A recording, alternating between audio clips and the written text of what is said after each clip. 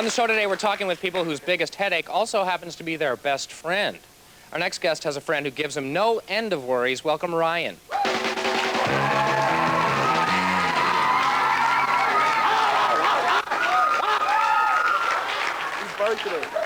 Hello, Ryan.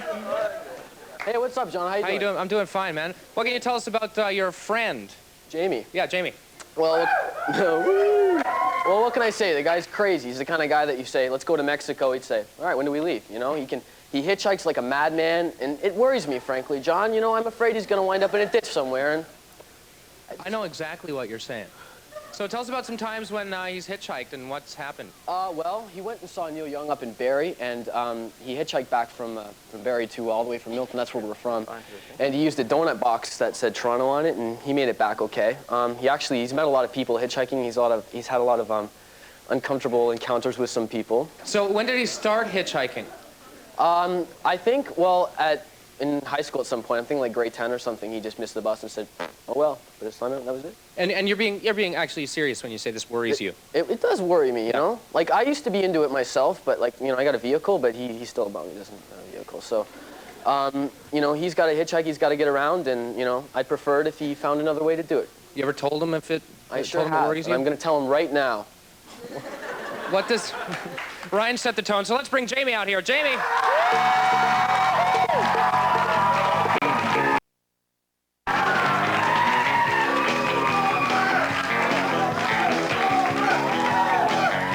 Hi, Jamie.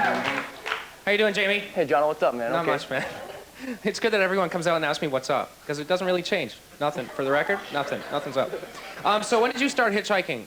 Yeah, like you said, I was out at the end of the driveway one day, and I missed the bus. I was like, oh, darn. Right? And I went to walk home, and I just said, why don't I hitchhike? You know, I tried it. Some dude in a pickup truck picked me up, and I was on my way to school, and yeah.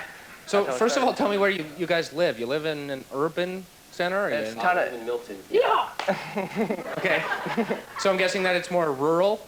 Yeah. So Jamie, is that maybe why you feel safe hitchhiking there? Yeah, it's about 10 minutes out of town. It's further away from anything that might cause, I don't know, me any concern. It's quiet out there, so. So what kind of experiences have you had? Any bizarre ones? A couple. Yeah. I was out late one night at my friend's house, and it's kind of embarrassing, but this guy stopped in a pizza delivery truck, or a pizza delivery car. He's like, hey, what's up? You know, do you want to ride somewhere? I was like, oh yeah, this is great, you know? Because I usually hitchhike, but he offered me the ride, so he's like, yeah, what's up? You know, I got in and I was on my way, and he was like, what subway station were you going to?